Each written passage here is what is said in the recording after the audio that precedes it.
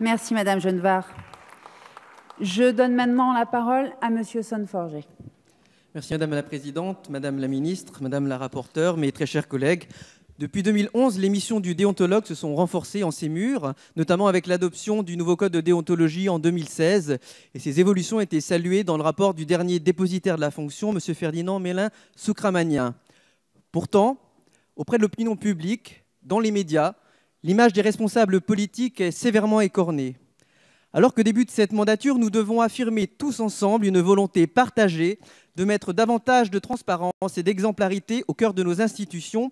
Et je présenterai à ce titre un amendement au 4e alinéa de l'article 2. Pourtant, nous ne devons pas faire de la transparence une fin en soi. L'éthique doit rester notre priorité. Ainsi, le philosophe Paul Ricoeur, dans un texte de 1990, attribue la primauté à l'éthique sur la morale, qu'il place, je cite, sous le signe des actions estimées bonnes avec et pour les autres dans des institutions justes. L'éthique, selon Paul Ricoeur, reconnaît ainsi le soi, elle reconnaît l'autre et, via des institutions justes, permet l'existence d'une relation humaine universelle qui dépasse celle entre soi et l'autre.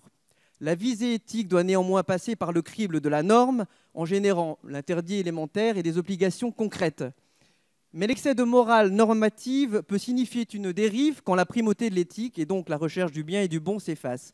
C'est là qu'intervient le débat public. Il permet de s'adapter à l'inexistence de règles immuables, car on ne saurait circonscrire tous les cas particuliers auxquels un système normé doit faire face.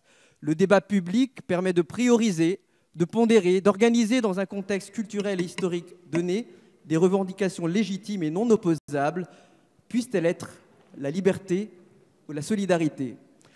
C'est donc sous les auspices de cette sollicitude ouverte et empreinte de l'optimisme de la volonté que je souhaite apporter mon soutien à l'article 2 du projet de loi ordinaire. Je vous remercie. Merci, Monsieur Sonneforger.